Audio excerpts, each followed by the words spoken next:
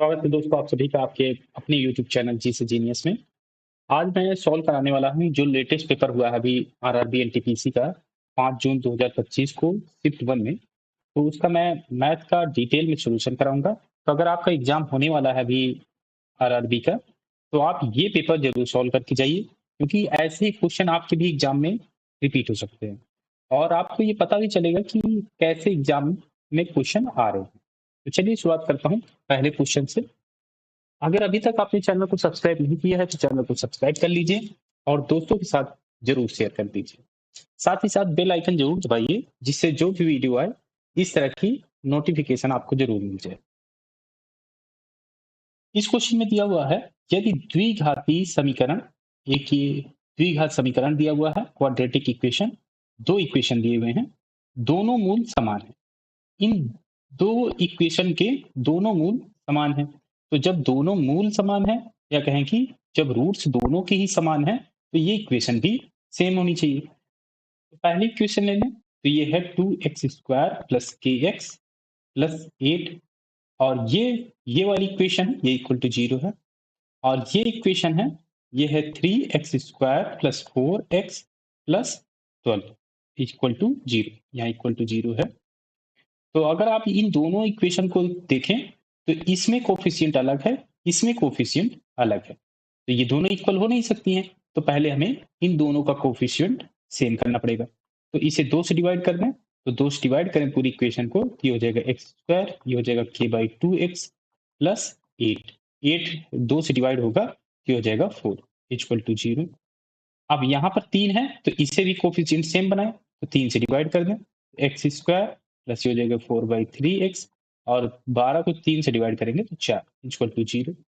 अब यहाँ पर x² का कोफिशिएंट सेम है, यहाँ भी सेम है, और ये जो कांस्टेंट टर्म है ये भी सेम है, यहाँ भी 4 है, यहाँ भी 4 है। तो ये वाला जो टर्म है, ये इसका x का जो कोफिशिएंट होगा ये भी सेम होना चाहिए।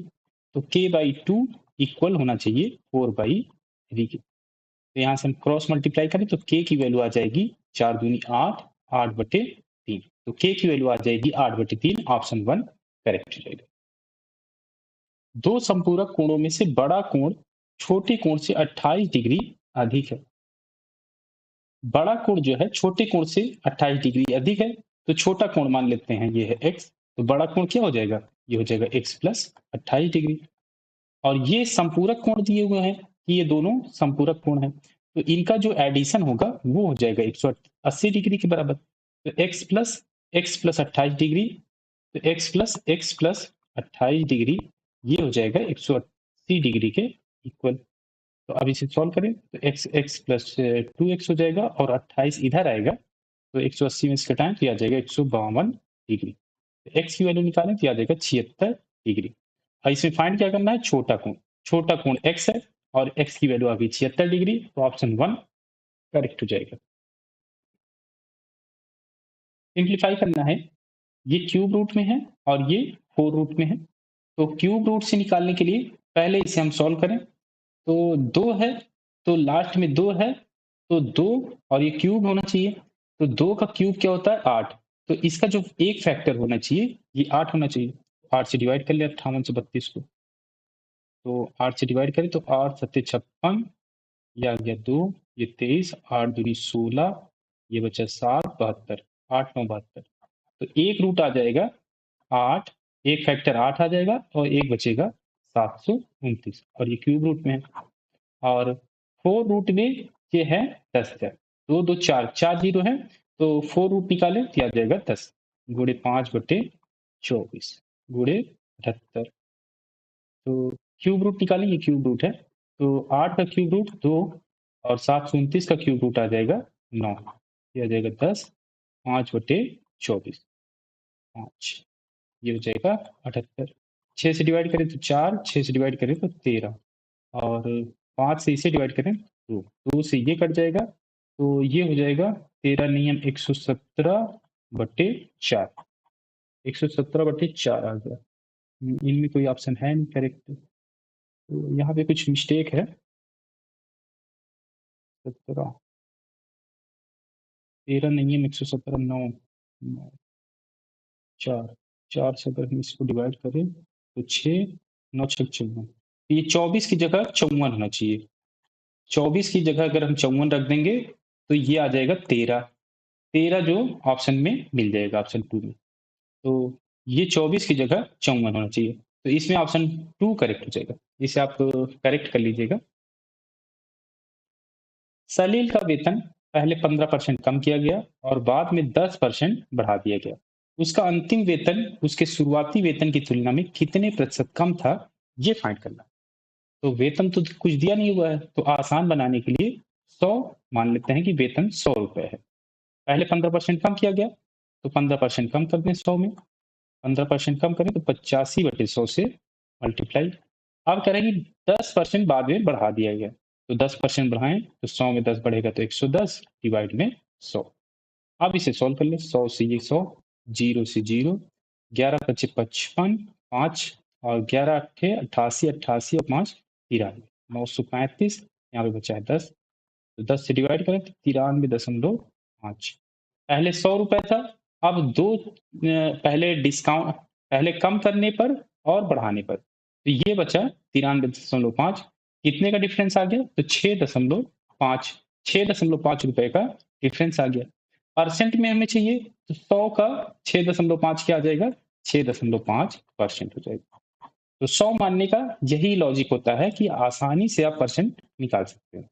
तो इसमें उसका जो वेतन कम हो जाएगा 6.5%, ऑप्शन 3 करेक्ट हो जाएगा।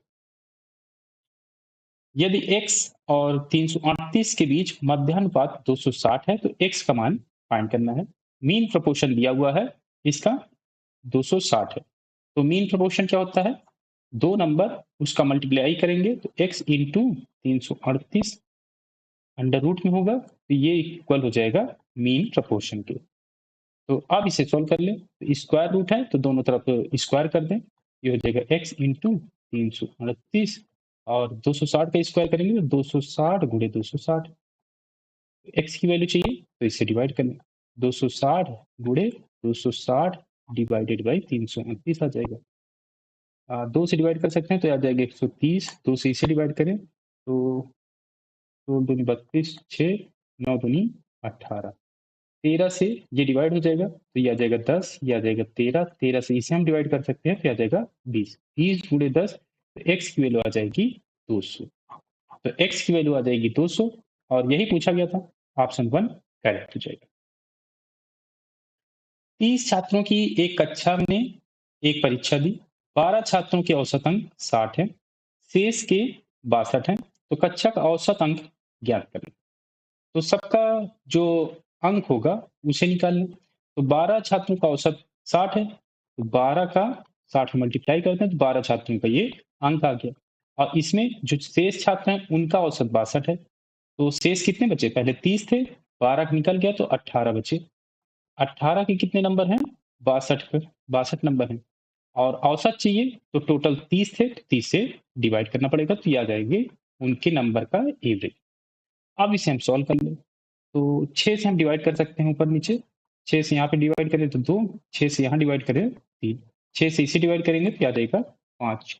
अब इसको मल्टीप्लाई कर दें तो 60 दूनी 120 और ये प्लस 3 दूनी 6 और 6 से 18, 186, डिवाइड में है 5 तो 5 से डिवाइड, 120 और 180 होता तो 300 हो जाता, 6 और है तो 306।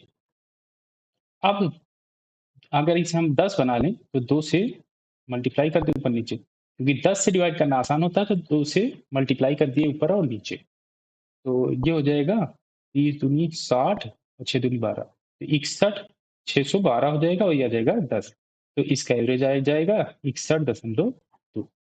तो 5 को हम 10 बना लिए, क्योंकि 10 से डिवाइड करना बहुत आसान हो जाता है, केवल एक अंक पे दशमलव लगाना होता है। तो इसका एवरेज आ गया 61.2, ऑप्शन 1 करेक्ट हो जाएगा। दिए गए वेन आरेख, ये वेन आरेख दिया हुआ है, इसको ध्यानपूर्वक अध्ययन करना है।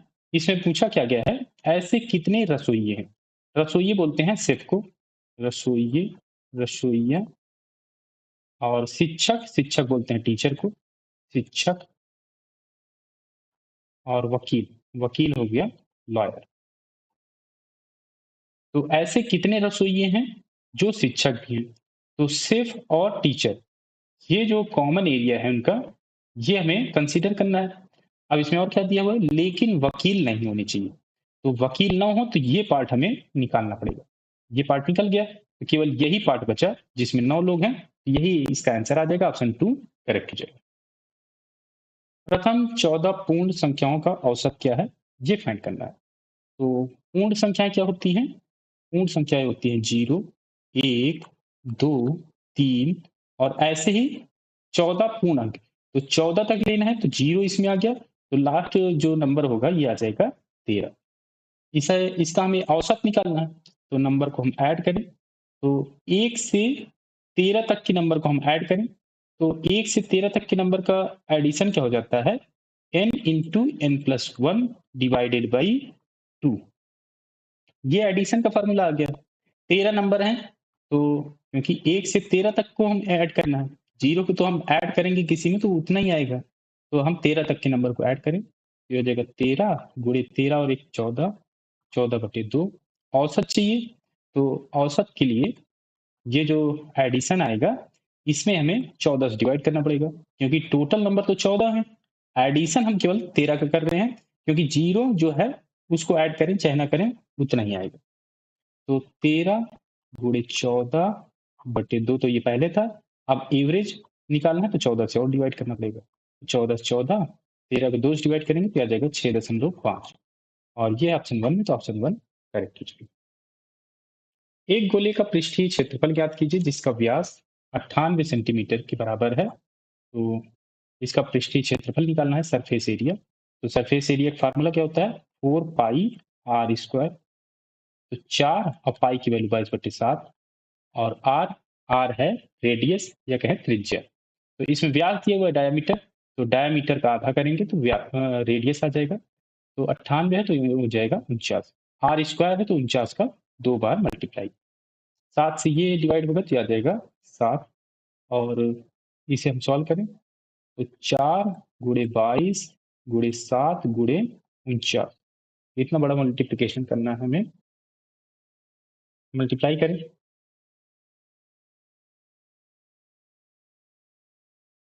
49 49 है, इसे पहले मल्टीप्लाई कर लें तो 22 चौके 88 और गुणे 49 गुणे 7, इसे अलग ले लें, क्योंकि 49 में मल्टीप्लाई करना थोड़ा सा आसान होगा। क्योंकि अगर ये 50 होता, ये 50 होता तो इसका आधा करते 44 और 0 0 लगा देते, लेकिन एक कम है तो एक इसमें से 88 घटाना पड़ेगा, इसमें से घटाना पड़ेगा और 7 से मल्टीप्लाई करना है लास्ट में, तो 7 से और मल्टीप्लाई कर। इसमें मैंने क्या किया, 49 से ये 50 के नजदीक था तो इसको मैंने एक साथ ले लिया, 88 और 49 को 88 गुणे 49 कर दिया। अब 50, अगर ये 50 होता तो 88 में मल्टीप्लाई होता तो 88 का आधा और 2 जीरो और लगा दिया, लेकिन ये एक कम है तो ये 88 इसमें से कम करना पड़ेगा और 7 का मल्टीप्लाई और हो रहा था तो 7 से और मल्टीप्लाई करना है।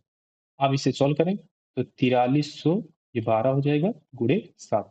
अब इसे आसानी से हम मल्टीप्लाई कर लें, 12×7 = 84, ये आ जाएगा 84 और 7×1 = 21, 2, अब 7 × 4 = 28 और 2 30, 30,184, ये आ जाएगा ऑप्शन 3 में, तो ऑप्शन 3 करेक्ट हो जाएगा। तो ऐसे आपको आसानी से मल्टीप्लाई करना है। राहुल की आयु उसकी बेटी की आयु की 3 गुनी है। तो राहुल की बेटी का मान लेते हैं इसकी आयु x है, तो राहुल की क्या हो जाएगी एज, ये हो जाएगी 3x, क्योंकि 3 गुना दिया हुआ है। अब से 8 वर्ष बाद उसकी आयु, किसकी, राहुल की बात की गई है, राहुल की, उसकी बेटी की आयु के 2 गुने से 5 वर्ष अधिक होगी। तो अब 8 वर्ष बाद राहुल की एज हो जाएगी 3x, तो पहले थी, अब 8 वर्ष बाद 8 जुड़ जाएगा। अब बेटी की आयु हमने x मानी थी, तो 8 साल बाद क्या हो जाएगी, x+8। जी, कह रहा है कि 8 वर्ष बाद उसकी आयु उसकी बेटी की 2 गुने से 5 वर्ष अधिक है। तो इसका अगर हम 2 गुना कर दें और इसमें 5 जोड़ दें तो ये राहुल की एज के बराबर हो जाएगा। तो अब यहाँ से हम x की वैल्यू निकाल सकते हैं, तो ये हो जाएगा 3x प्लस ये हो जाएगा 8 और ये हो जाएगा 2x और ये 16 और ये हो जाएगा 5। तो x इधर ले आए 3x में घटेगा तो आ जाएगा x, और 8 इधर ले आए तो 16 और 5 21, 21 में से 8 घटेगा, ये आ जाएगा 13। तो x की वैल्यू आ गई 13। हमें राहुल की वर्तमान आयु निकालनी है, तो 13 गुणे 3 39 साल, ये आ जाएगी उसकी एज। ऑप्शन 4 करेक्ट हो जाएगी। नेक्स्ट क्वेश्चन कराता हूँ। वरुण और आशीष मिलकर एक हॉल को 3 दिनों में पेंट कर सकते हैं। तो वरुण और आशीष मिलकर कितने दिन में कर रहे हैं? 3 दिन में। वरुण अकेले इसे 7 दिनों में पेंट कर सकता है, तो वरुण अकेले करेगा 7 दिन में करेगा। तो इसका एलसीएम निकाल लें, तो 7 और 3 ये आ जाएगा 21। तो टोटल जो काम आया, वर्क आया, ये आ गया 21। तो वरुण वरुण प्लस आशीष ये 3 दिन में कर रहे थे, तो इसका इफिशियंसी निकालें तो 7 त्रिक 21, तो ये आ जाएगी 7। और वरुण की इफिशियंसी निकालें तो 7 त्रिक 21, तो यहाँ जाएगी 3। वरुण की इफिशियंसी 3 आ गई, तो टोटल इनकी 7 है, तो आशीष की इफिशियंसी आ जाएगी 4। तो अगर आशीष काम को कंप्लीट करेगा तो कितने दिन में करेगा? तो टोटल काम 21 है और इफिशियंसी है 4, तो ये आ जाएगा 4। तो इतने दिन उसे लगेंगे काम को कंप्लीट करने में। अब कह रहे हैं कि आशीष अकेले 4 हॉल कितने दिनों में पेंट कर सकता है? तो 4 हॉल कितने दिन में पेंट करेगा? एक हॉल 21/4 दिन में कर रहा है, तो 21/4 4, तो 4 से 4 कटेगा तो ये आ जाएगा 21 दिन में। तो 4 हॉल को पेंट करेगा 21 दिन में। ऑप्शन 4 करेक्ट हो जाएगा। यदि ईश्वर नाव से धारा के विपरीत दिशा में 42 घंटे में 721 किलोमीटर की दूरी तय करता है, तो नाव से धारा के विपरीत, तो मान लेते हैं नदी, जो नाव की जो वेग होगा, जो नाव की स्पीड होगी u है, और जो धारा की स्पीड है वो है v। तो धारा के विपरीत, तो धारा के विपरीत क्या हो जाएगा? दूरी 721 है, चाल u माइनस वी हो जाएगी धारा के विपरीत, और समय दिया हुआ है 42 घंटे। एक इक्वेशन ये आ गई।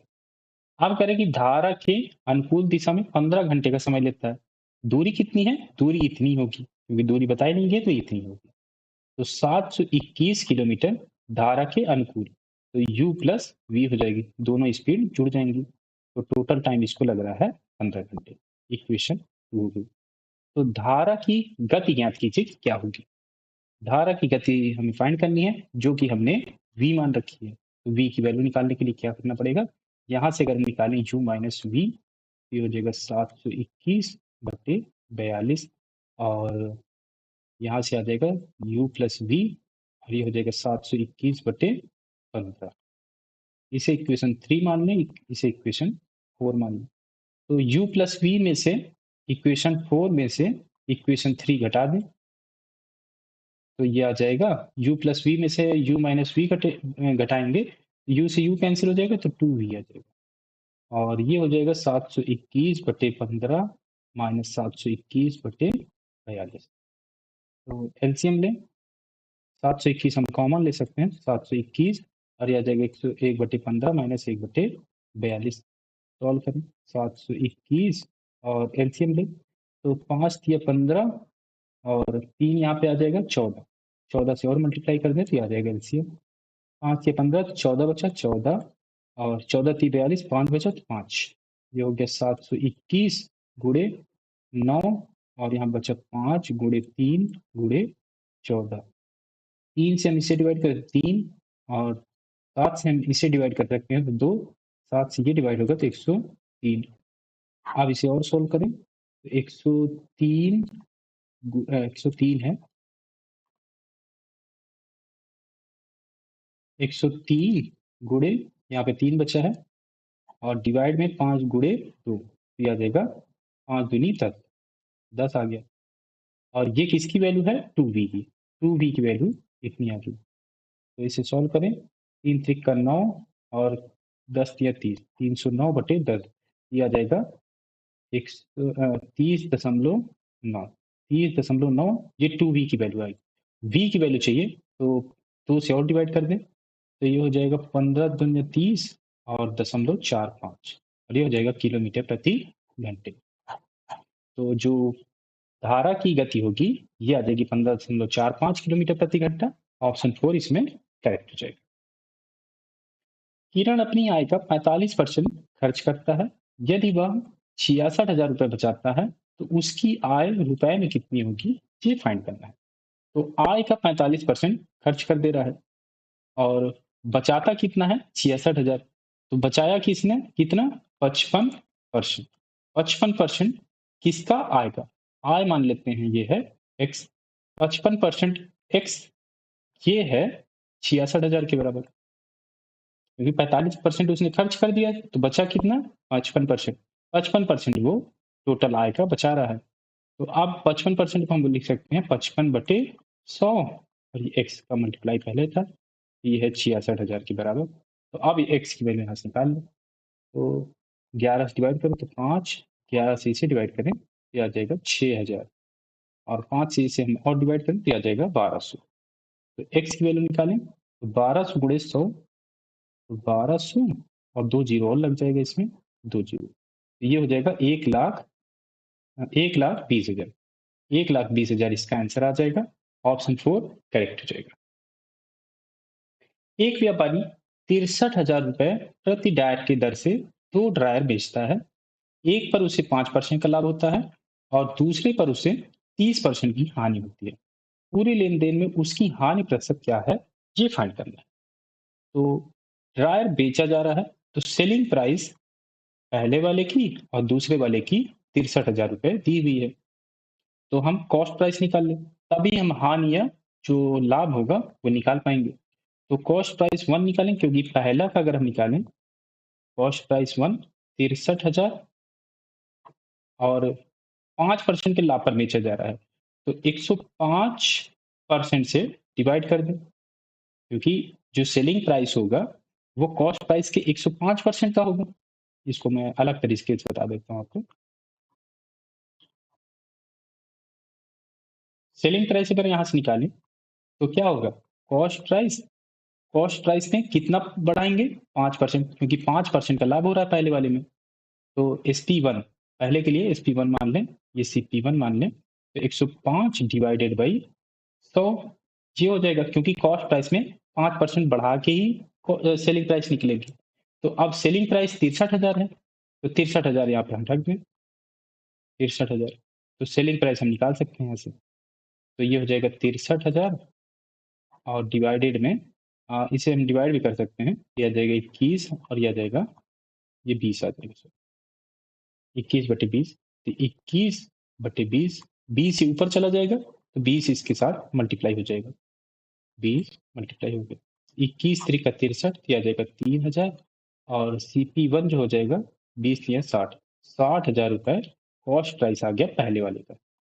जो पहला ड्रॉयर बेचा जाएगा उसकी जो कॉस्ट प्राइस होगी ये आ जाएगी 60,000 क्रेडिट। ऐसे हम दूसरे का निकालें, तो SP2 निकालें, तो CP2 में जो कॉस्ट प्राइस दूसरे का होगा उसमें 30% की हानि हो रही है, तो 30% की हानि हो रही है तो 30% कम कर दें 100 में से, तो 100 में से 30 घटेगा तो 70% में है, तो 100 से डिवाइड, तो 70/100 से मल्टीप्लाई कर देंगे कॉस्ट प्राइस 2 में, तो ये आ जाएगा सेलिंग प्राइस 2, जो कि ये भी दिया हुआ है 63,000 के बराबर। तो कॉस्ट प्राइस यहाँ से निकाल सकते हैं, 0 से 0, ये आ जाएगा 7/10, 7 से इसे डिवाइड करें, ये आ जाएगा 9,000, क्रॉस मल्टीप्लाई करें तो कॉस्ट प्राइस 2 आ जाएगा 90,000। तो टोटल कॉस्ट प्राइस क्या आ जाएगा, total cost price CP1 plus CP2, 60,000 यहाँ पे है, 90,000 ये हो जाएगा 1,50,000। और सेलिंग प्राइस टोटल निकालें तो SP1 प्लस SP2 जो कि 63,000 दोनों की है, 63,000 की, तो 63,000 126,000, 126,000।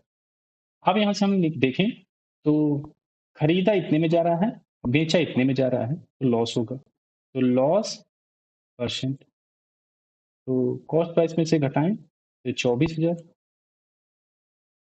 और कॉस्ट प्राइस क्या था 1,50,000, 1,50,000 से डिवाइड कर दें, परसेंट में निकालना है तो 100 से मल्टीप्लाई, 3 जीरो से 3 जीरो, और 50 से डिवाइड कर सकते हैं तो आ जाएगा 2, ये आ जाएगा 3, 3 से ये डिवाइड होगा तो आ जाएगा 8, 8 गुणे 2 ये आ जाएगा 16%, तो लॉस होगा 16%। ऑप्शन 4 इसमें करेक्ट हो जाएगा। किसी धनराशि पर 16% वार्षिक ब्याज दर से 2 वर्षों के लिए वार्षिक संयोजित साधारण ब्याज और चक्रवृद्धि ब्याज के बीच का अंतर 797 है। तो राशि ज्ञात कीजिए, निकटतम पूर्णांक तक पूर्णांकित करना है इसे। तो 2 वर्ष का जो उनका डिफरेंस होता है वो होता है difference amount equal to P into R square upon 100 का स्क्वायर। ये डायरेक्ट फार्मूला होता है। डिफरेंस 797 है, 797। प्रिंसिपल प्रिंसिपल हमें फाइंड करना है, राशि ज्ञात करना है, तो पी मान लें। और इंटरेस्ट रेट 16% है तो 16, और स्क्वायर में है तो 16 गुणे 16, और 100 का स्क्वायर 100 गुणे 100 हो जाएगा। प्रिंसिपल हमें फाइंड करना है तो प्रिंसिपल निकाल लें। तो 100 गुणे 100 इधर मल्टीप्लाई होगा तो 797 गुणे 100 गुणे 100, और 16 गुणे 16 से डिवाइड हो जाएगा। यहाँ पे देखिए, अगर आप आंसर में देखें यहाँ पर तो डिफरेंस काफी कम दिया हुआ है, तो यहाँ पर हम अप्रॉक्स वैल्यू भी नहीं लगा सकते हैं। तो अप्रॉक्स वैल्यू नहीं लगा सकते हैं तो हमें एग्जैक्ट वैल्यू निकालनी पड़ेगी। तो 100 गुणे 100 का इसमें मल्टीप्लाई कर दें तो 797, 2 जीरो ये 2 जीरो ये, तो 4 जीरो यहाँ पे लग जाएगा। 16 और 16 का डिवाइड करना पड़ेगा। तो पहले एक बार 16 से डिवाइड कर ली, 797, 2 जीरो 2 जीरो, 16 से डिवाइड करें तो 16 चौको 64, यहाँ बचा 15, 57 हो जाएगा। 16 नहीं है 144, 144 तो यहाँ जाएगा 13, फिर जीरो उतरेगा, 16 अट्ठे 128, ये आ जाएगा 128, यहाँ बचा 2, फिर जीरो आ जाएगा, फिर 16 एक कम 16, फिर बचा 4, फिर जीरो उतरेगा, 16 दूनी 32, फिर 8, जीरो उतरेगा, 16 पंचे 80, 5 हो जाएगा। तो ये कट गया। तो अब ये आ गया, एक बार 16 से डिवाइड करने पर 49, 81, 25। अब 16 से और डिवाइड कर देंगे तो वही इसका प्रिंसिपल हो जाएगा। तो 16 से और डिवाइड कर दें इसको, 49, 81, 25 को, 16 तीन 48, 1, 18, 16 एक कम 16, ये बचा 2, फिर आएगा 1, फिर एक बार जाएगा, ये आ जाएगा 16, फिर आ जाएगा 5, अब 2 उतरेगा, 16 तीन 48, यहाँ बचा 4, ये 5 उतरेगा, और 16 तीन 48, 16 तीन 48, तो लगभग आएगा 31,133। 31,133 लगभग में है ऑप्शन 4 में, तो ऑप्शन 4 करेक्ट हो जाएगा। तो ऐसे क्वेश्चन आपको सॉल्व करना है। अगर अप्रॉक्स वैल्यू मेथड लगाते तो यहाँ डिफरेंस ज्यादा होना चाहिए था, क्योंकि यहाँ पे काफी डिफरेंस कम दिया हुआ है, क्योंकि यहाँ पर केवल 4 रुपए का दिया हुआ है, और इससे कंपैरिजन करेंगे तो केवल 3 रुपए का है। तो इसमें आपको अप्रॉक्स वैल्यू मेथड नहीं लगाना है, इसमें आपको एग्जैक्ट वैल्यू निकालना पड़ेगा, ये मान निकालना है। तो यहाँ पे देखें तो एलसीएम हम 16 लिख सकते हैं, 16 एलसीएम ले लें तो 3 दूनी 6, और ये 1 दूनी 2, और ये हो जाएगा 5, और ये 2 दूनी 4, और ये हो जाएगा 16 दूनी 32, तो 6 2 8, 8 5 13, 13 और 4 17, 17 में से अगर 32 घटाएं तो माइनस में आ जाएगा 15, और ये हो जाएगा 16। ये इसका आंसर आ जाएगा, ऑप्शन 3 करेक्ट हो जाएगा। ये नंबर दिया हुआ है 30, 15, 21 और 11 में से प्रत्येक में x जोड़ा जाता है, तो इस क्रम में प्राप्त संख्याएं समानुपात में होती हैं। तो एक और कंडीशन दी हुई है, y ग्रेटर देन 0 है, y का मान क्या होगा ये फाइंड करना है। तो ये 4 नंबर दिया हुआ है कि इसमें x जोड़ा जाता है तो ये समानुपात हो जाता है। तो 30 में x जोड़ दें, फिर 15 में x जोड़ दें, और 21 में x जोड़ दें, 11 में x जोड़ दें। तो ये अब समानुपात हो जाता है जब x जोड़ दिया जाता है। तो अगर इसे हम क्रॉस मल्टीप्लाई करके आंसर निकालेंगे तो ये क्वाड्रेटिक इक्वेशन बनेगा। तो इसके लिए क्या करें, दोनों साइड एक एक घटा दें, एक एक घटा दें। तो यहाँ से एक घटाएं तो 30 plus x minus 15 minus x हो जाएगा, और यह आ जाएगा 15 प्लस एक्स इक्वल टू, यहाँ भी एक घटेगा तो 11 प्लस एक्स, और ये ऊपर जाएगा तो 21 plus x minus 11 minus x, तो माइनस एक्स तो ये प्लस एक्स, और ये हो जाएगा 15 बटे 15 प्लस एक्स, और ये हो जाएगा 21 में से 11 कटेगा तो 10, और 10 हो जाएगा, और ये हो जाएगा 11 प्लस एक्स।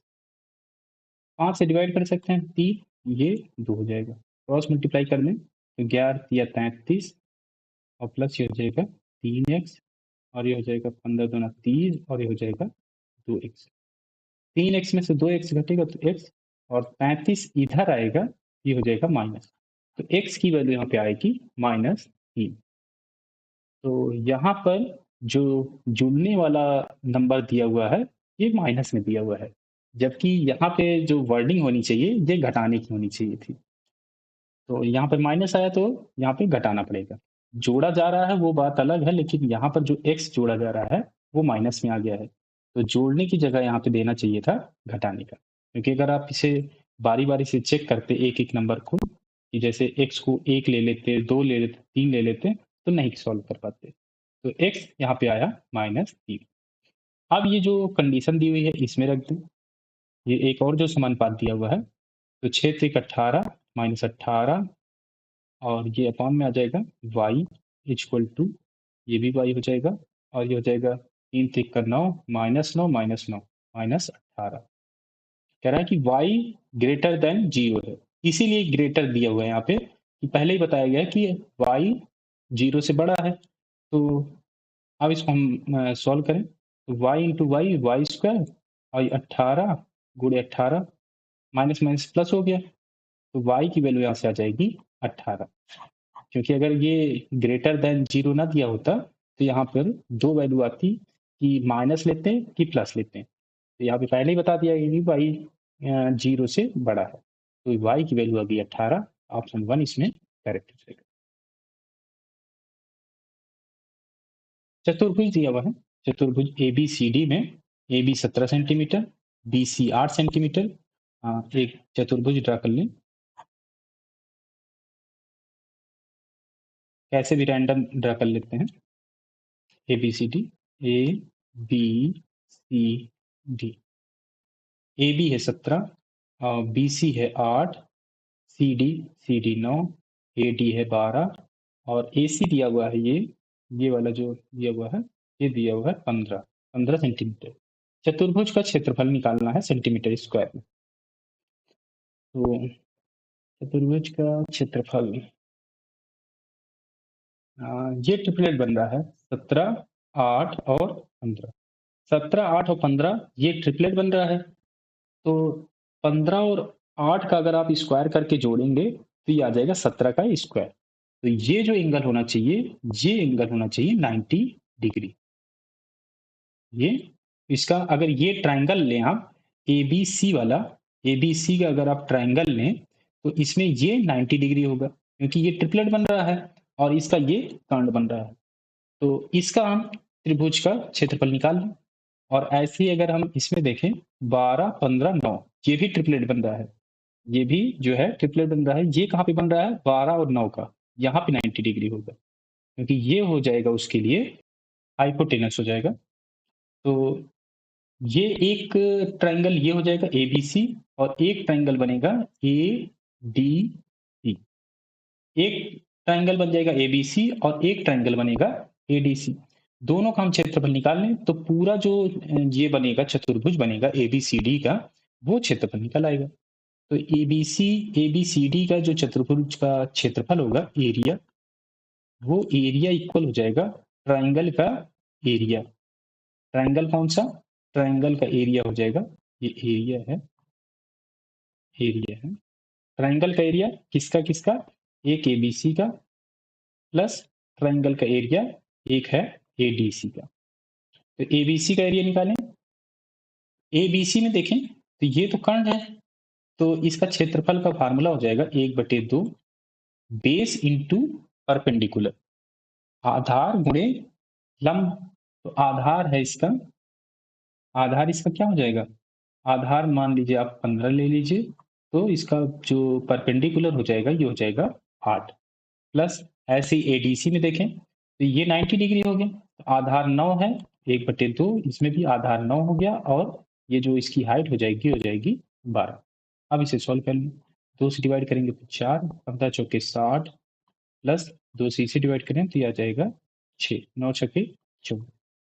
60 और 54 114 हो जाएगा, और ये आ जाएगा सेंटीमीटर स्क्वायर में, क्योंकि ये सभी सेंटीमीटर सेंटीमीटर में थे, ये आ जाएगा सेंटीमीटर स्क्वायर में। ऑप्शन 2 करेक्ट हो जाएगा। तो ऐसे आपको देखना है कि चतुर्भुज था, इसमें ट्रिपलेट आपने देख लिया, तो ऐसे आप निकाल सकते हैं दोनों त्रिभुज के क्षेत्रफल से। वह अवधि वर्षों में ज्ञात कीजिए जिसमें 1200 रुपए 4% प्रति वर्ष साधारण ब्याज की दर से 2280 रुपए हो जाए। तो साधारण ब्याज की दर से 2280 रुपए हो जाता है 1200 रुपए। तो साधारण ब्याज निकाल लें इसमें से, सिंपल इंटरेस्ट। तो 2280 में 1200 घटा दें, 0 ये 8, ये आ जाएगा 10, 1080। ये सिंपल इंटरेस्ट आ गया। और सिंपल इंटरेस्ट का फार्मूला हमें पता है, ये होता है P into R into T upon 100। Simple interest 1080 है। प्रिंसिपल प्रिंसिपल 1200 है, यहाँ पे दिया हुआ है, और इसका इंटरेस्ट रेट 4% दिया हुआ है। टाइम हमें फाइंड करना है, तो 100 से डिवाइड, 2 जीरो से 2 जीरो, और 12 से इसे हम डिवाइड करें तो ये हो जाएगा 12 नियम 180 आ जाएगा 90। टाइम यहाँ से निकालें 90, और 4 ये बचा था, 4 से डिवाइड, तो 22.5, और ये आ जाएगा वर्ष में। तो 22.5% 0.5 इसका आंसर आ जाएगा, ऑप्शन 1 करेक्ट हो जाएगा। दो संपूरक कोणों में से बड़ा कोण छोटे कोण से 50 डिग्री अधिक है। एक और क्वेश्चन मैंने इसी तरह का कराया था। तो छोटा कोण मान लेते हैं x है, तो बड़ा कोण क्या हो जाएगा x प्लस 50 डिग्री। संपूरक कोण है तो दोनों का योग 180 डिग्री हो जाएगा, तो 2x प्लस 50 डिग्री ये हो जाएगा 180 डिग्री के बराबर। 50 इधर ले जाए तो 130, और 2x है तो x की वैल्यू आ जाएगी 65 डिग्री। आसान सा क्वेश्चन था, ऑप्शन 1 करेक्ट हो जाएगा। एक फिर समानुपात का क्वेश्चन आ गया, तो 7.5 divided by 19.5 equal to 16/x। दशमलव में है तो इसे 2 से मल्टीप्लाई कर दे ऊपर नीचे, तो ये हो जाएगा 15, और ये 19 दूनी 38 एक 39 हो जाएगा, ये हो जाएगा 16/x। x की वैल्यू फाइंड करनी है, तो क्रॉस मल्टीप्लाई कर ले, तो 16 गुणे 39/15, इसे सॉल्व कर लें, तो 3 से डिवाइड करेंगे 13, और ये आ जाएगा 5, 16 48, 4, और 16 कम 16, 16 और 4 20, तो 108/5। 10 से डिवाइड करना आसान हो जाता है, तो 2 से ऊपर नीचे मल्टीप्लाई कर लें, तो 8 दूनी 16, 2 दूनी 4, 416/10 हो जाएगा, तो 41.6 इसका आंसर आ जाएगा, ऑप्शन 3 करेक्ट हो जाएगा। सरल करना है, तो सरलीकरण में क्या होता है, सिंप्लीफिकेशन में फॉरवर्ड मॉस लगाएंगे, ब्रैकेट, पहले ब्रैकेट सॉल्व करें, तो पहले इसे हम सॉल्व कर लें, तो 127 माइनस 7 गुणे, और ब्रैकेट सॉल्व करें तो 17 और 6 23 हो जाएगा, और प्लस 93। अब ब्रैकेट में ब्रैकेट सॉल्व हो गया, ऑफ है नहीं, डिवीजन है नहीं, मल्टीप्लीकेशन, तो पहले मल्टीप्लीकेशन सॉल्व करें, तो 23 सत्ते 161, 127 माइनस 161 प्लस 93। अब की क्या सॉल्व करना पड़ेगा, एडिशन, ऐड करें 127 और 93, अगर ये 93 में 7 जोड़ दें तो 100, 120, 220 ये हो जाएगा माइनस 161। तो अगर ये 200 होता तो 39, 20 ज्यादा है, तो 39 और 20 59, 59 इसका आंसर आ जाएगा, ऑप्शन 1 करेक्ट हो जाएगा। पाइप ए एक टैंक को 18 मिनट में भर सकता है, ए भर सकता है 18 मिनट में, जबकि पाइप बी पूरी तरह से भरे टैंक को 20 मिनट में खाली कर सकता है। तो ये खाली कर रहा है तो इसे माइनस में ले ले, हमें पता चल जाएगा कि कौन खाली कर रहा है। शुरुआत में पाइप ए को खोला जाता है और 6 मिनट बाद पाइप बी को भी खोल दिया जाता है। तो पहले इसका हम काम निकाल लें, तो अगर इसका एलसीएम ले लें 18 और 20 का, माइनस कंसीडर नहीं करेंगे, 18 और 20 का एलसीएम ले लें, तो 18 गुणे 10 180 आ जाएगा, 180। इसकी इफिशियंसी निकाल लें, इफिशियंसी, तो 10 18 डिवाइड होगा तो 10, और बी की इफिशियंसी निकालें, 20 से डिवाइड करेंगे तो ये आ जाएगा 9। ये माइनस में है तो इफिशियंसी भी माइनस में आएगी, क्योंकि ये मतलब कि ये दिखाता है ये खाली कर रहा है।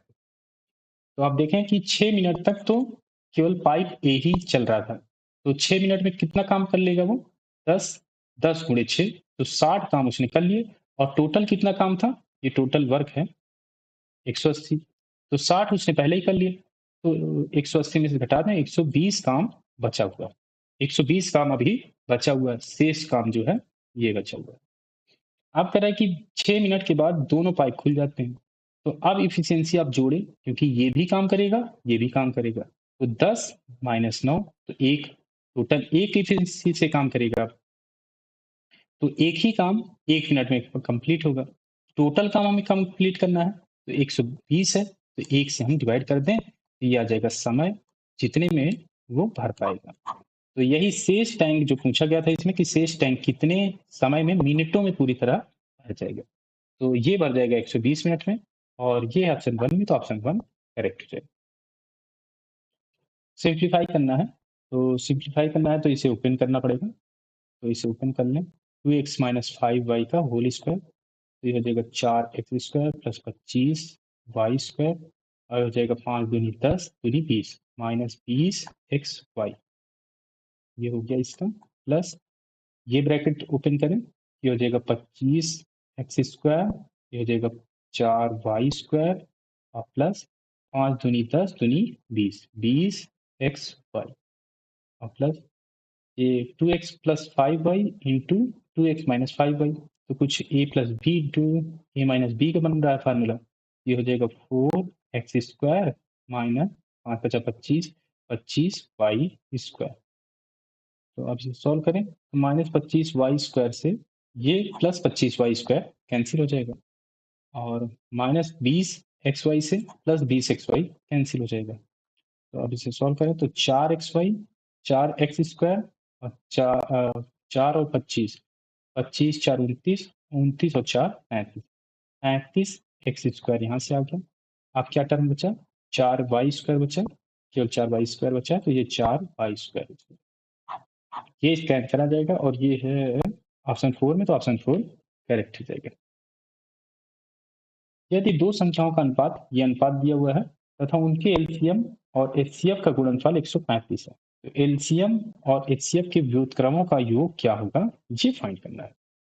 तो व्युत्क्रम का योग चाहिए, तो हमें एलसीएम चाहिए और एचसीएफ चाहिए, ये हमें फाइंड करना पड़ेगा। तो अनुपात दिया हुआ है, तो मान लेते हैं इसका एलसीएफ जो है एचसीएफ वो x है, एचसीएफ मान लें कि x है, तो एचसीएफ का मल्टीप्लीकेशन कर देंगे इसमें, तो नंबर क्या हो जाएगा?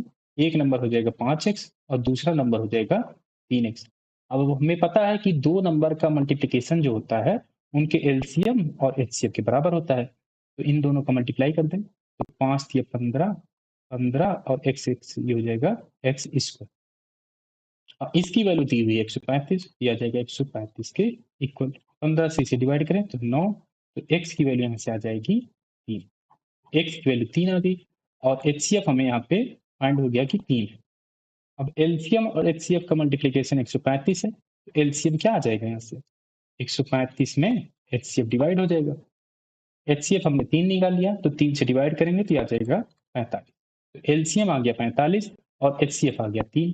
व्युत्क्रम का योग चाहिए, तो ये हो जाएगा 1/3, एचसीएफ 1/, ये 3 है एचसीएफ, और एलसीएम 45 है, तो 1/45 हो जाएगा।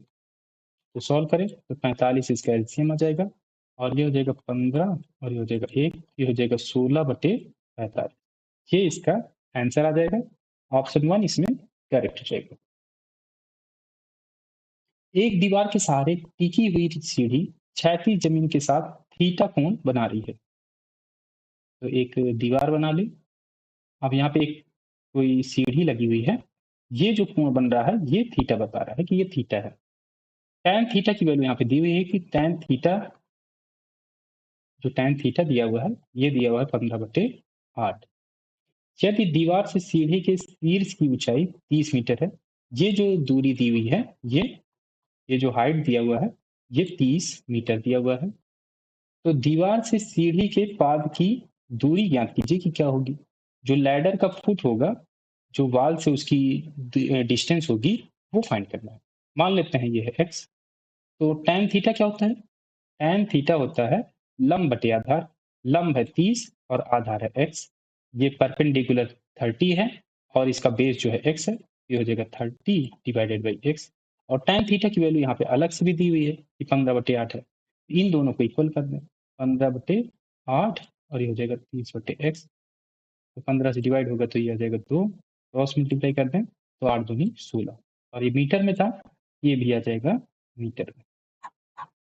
ऑप्शन 2 इसमें करेक्ट हो जाएगा।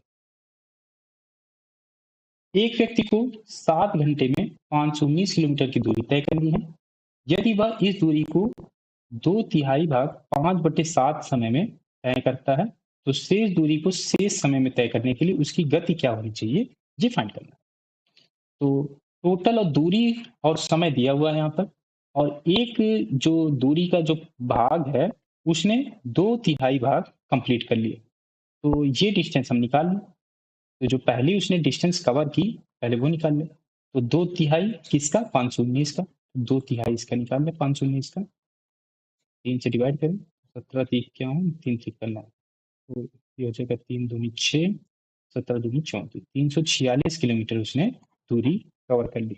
और समय समय कितना यूज किए, टोटल 7 घंटे था, इसका उसने यूज किया 5/7 भाग, तो 7 से 7, 5 घंटे उसने यूज कर लिया। अब बचा कितना, तो डिस्टेंस जो बची हुई है, टोटल डिस्टेंस थी 519, इसमें से कवर कर लिया 346, तो यहाँ से निकाल लें दूरी 3 और 51 में से 34 जाएगा तो 17, 173 किलोमीटर बची हुई है दूरी। और समय कितना बचा हुआ है, टी, टाइम निकाल लें।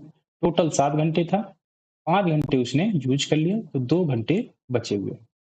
अब डिस्टेंस इतनी बची हुई है, समय इतना लग रहा है, तो स्पीड हम निकाल सकते हैं। एस हो जाएगा डिस्टेंस अपॉन टाइम, दूरी बटे समय। दूरी है 173 और समय है 2 का, 2 घंटे, तो 2 से डिवाइड करें तो 8 दूनी 16 और ये हो जाएगा 6 दूनी 12, ये 5, 86.5 किलोमीटर प्रति घंटे, ये इसकी स्पीड आ जाएगी। ऑप्शन 1 करेक्ट हो जाएगा। प्रेक्षण दिए हुए हैं, ये नंबर दिए हुए हैं, इसकी माध्यिका हमें फाइंड करना है। तो माध्यिका के लिए हमें पहले काउंट करना पड़ेगा कितने नंबर हैं, 1 2 3 4 5 6 7 8 9 10 11, 11 है, 11 टोटल प्रेक्षण है। तो मीडियन क्या होता है, जो बीच का नंबर होता है वो होता है मीडियन। तो 11 है टोटल, तो 5 इधर, बीच में कोई नंबर होगा और 5 इधर, तो जो छठा नंबर होगा, या कहें कि इसका फार्मूला भी होता है मीडियन निकालने का, तो जितने नंबर होंगे उसमें एक जोड़ के 2 से डिवाइड कर देंगे, वही पद बन जाएगा, वही टर्म बन जाएगा। टर्म, वो टर्म होता है उसका मीडियन, माध्यिका। या तो आप ऐसे कर लीजिए, जो ऑड नंबर होगा उसका ऐसे आता है, अगर इवन नंबर होगा तो उनके जो 2 पद आएंगे बीच के, उनको आपको एवरेज निकालना होता है। तो इसमें ऑड नंबर है तो एक जोड़ के 2 से डिवाइड कर दिया, वही पद उसका हो जाएगा। ये तब होता है जब वो इंक्रीजिंग ऑर्डर में हो, एसेंडिंग ऑर्डर, तो इनको बढ़ते हुए क्रम में लिख लें, तभी हम छठवां पद निकाल सकते हैं। तो छठवां पद जो होगा वही इसका मीडियन होगा। तो इसे असेंडिंग ऑर्डर में लिखें, तो सबसे छोटा नंबर क्या है, 11, 11 आएगा पहले, फिर 11 के बाद 18, 18, 18 ही आएगा, फिर देखें तो 18 हो गया यहाँ पे, अब 27 है, इसके बाद 27 आएगा, 27 के बाद 30, 30 से और छोटा कोई नंबर है नहीं, फिर 30 आएगा, फिर आएगा 34, 34, और 34 के बाद फिर देखें तो 35, 35 आएगा। तो हमें चाहिए कौन सा, छठवां पद, 1 2 3 4 5, यही हो जाएगा छठवां पद, हमें और निकालने की जरूरत नहीं है। तो यही हो जाएगा छठवां पद, यही आ जाएगी इसकी माध्यिका। ऑप्शन 2 करेक्ट हो जाएगा। एक आंकड़ा समूह का बहुलक और माध्यिका क्रमशः 28.4 और 88 है। आंकड़ा समूह का माध्य क्या है, ये फाइंड करना है। अनुभवजन्य सूत्र का उपयोग करके इसमें फाइंड करना है। तो फार्मूला क्या होता है, ये होता है बहुलक, बहुलक इक्वल टू 3 गुना माध्यिका माइनस 2 गुना माध्य। ये फार्मूला होता है। और इसे बोलते हैं mode equal to 3 into median minus 2 into mean. ये फार्मूला होता है। इसे हर एग्जाम में क्वेश्चन आते हैं, ये फार्मूला आप जरूर याद कर लीजिएगा। तो मोड दिया हुआ है 28.4, और क्या दिया हुआ है, माध्यिका। मीडियन दिया हुआ है, मीडियन 88 है। मीन हमें फाइंड करना है, मीन मान लेते हैं ये मीन एक्स है, एक्स मान लें। तो 2x इधर ले आए, 2x हो जाएगा, और 8 त्रिक 24, 8 त्रिक 24 2 26, 264, 28.4 इधर आ जाएगा, माइनस में हो जाएगा, घटाएं इसको। अगर ये 264 में 30 घटता तो ये 234 हो जाता। 1.6 कम है तो 1.6 ज्यादा हो जाएगा यहाँ पे, तो ये हो जाएगा 235.6। ये हो जाएगा 2x की वैल्यू। x की वैल्यू निकालें, 2 से डिवाइड कर दें, 1 17 और ये 0.8, ये आ जाएगा x की वैल्यू जो कि हमने मीन माना है। तो ये है ऑप्शन 3 में, तो ऑप्शन 3 करेक्ट हो जाएगा। एक बिस्तर का अंकित मूल्य दिया हुआ है। क्रय मूल्य 30% अधिक है। यदि लाभ 2% है तो छूट प्रतिशत ज्ञात कीजिए। 2 दशमलव स्थानों तक पूर्णांकित करना है। छूट प्रतिशत फाइंड करना है। अंकित मूल्य यहाँ पे दिया हुआ है, जो इसमें पूछा गया है वो परसेंट में दिया हुआ है, और भी जैसे जो क्रय मूल्य दिया हुआ है ये भी परसेंट में दिया हुआ है, लाभ भी जो दिया हुआ है ये भी परसेंट में दिया हुआ है। तो ये अंकित मूल्य जो है इसे हमें कंसीडर नहीं करना है, क्योंकि ये तो 517 दिया हुआ है, 517। अगर इसमें जो वैल्यू पूछी जाती, ये अगर रुपए में पूछी जाती, तब तो हम इसे कंसीडर करते। तो इसको क्वेश्चन करेंगे कैसे, क्रय मूल्य हम मान के करेंगे। क्रय मूल्य हम मान लेते हैं कॉस्ट प्राइस 100 रुपए, आसान सी, क्योंकि 100 रुपए आसान हो जाएगा हमारे लिए। 30%, 2% निकालना बहुत आसान हो जाएगा, और 517 का निकालेंगे तो हमें बहुत कठिन हो जाएगा वो। तो कॉस्ट प्राइस मान लेते हैं 100। और ये यूज कब कब कर सकते हैं, जब आपको परसेंट में ही वैल्यू निकालनी होगी, तभी आप इस तरह के यूज कर सकते हैं, तभी आप ये वैल्यू कॉस्ट प्राइस जो है अपने से मान सकते हैं। अब इसमें दिया हुआ कि जो क्रय मूल्य से 30% अधिक है, क्या, मार्क प्राइस। मार्क प्राइस अगर हम निकालें यहाँ से, अगर कॉस्ट प्राइस 100 रुपए होती तो मार्क प्राइस क्या हो जाती, 30% इसमें बढ़ा दें, 30 बढ़ जाएगा, 130 हो जाती। लाभ कह रहा है कि 2% है, तो लाभ किस पे होता है, सेलिंग प्राइस पे। अगर कॉस्ट प्राइस 100 रुपए है और इस पे 2% का प्रॉफिट हो रहा है, तो 2% बढ़ाएंगे तो 102 हो जाएगा, 102। मार्क प्राइस 130 है, सेलिंग प्राइस 102 है। जो चीज की जो मार्क प्राइस है 130 है और इसे 102 में बेचा जा रहा है, तो हम यहाँ पे छूट निकाल सकते हैं। छूट छूट कितनी हो रही है, 130 में 102 का बेचा जा रहा है, तो 28 रुपए की उसने छूट दे दी। कितने में दी है, 130 में, क्योंकि 130 मार्क प्राइस था उसका। तो परसेंटेज डिस्काउंट, ये कहें परसेंटेज जो छूट होगी, डिस्काउंट, वो आ जाएगी 28 की छूट हो रही है, कितने में, 130 में। परसेंट में निकालना है तो 100 से मल्टीप्लाई, 0 से 0, 10 से इसमें मल्टीप्लाई करना, 280/13। अब इसे सॉल्व करें तो 13 दूनी 26, यहाँ बचा 20, 13 कम 13, 7 बचा, 13 चौके 52,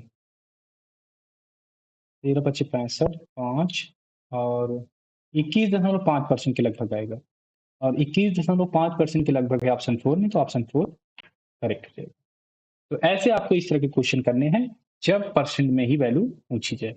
तो इसमें आए हुए सभी क्वेश्चन मैंने आपको करा दिए हैं। अगर ये वीडियो आपको अच्छी लगी हो तो लाइक करिए, दोस्तों के साथ शेयर करिए, और सब्सक्राइब जरूर कर लीजिए। साथ ही साथ बेल आइकन जरूर दबाइए, जिससे जो भी वीडियो आए इस तरह की आपको नोटिफिकेशन जरूर मिल जाए। तो मिलते हैं एक नए वीडियो के साथ, तब तक आप ऐसे इस क्वेश्चन की प्रैक्टिस करिए, और किसी भी क्वेश्चन में कोई डाउट रह गया हो तो कमेंट करके जरूर पूछिएगा।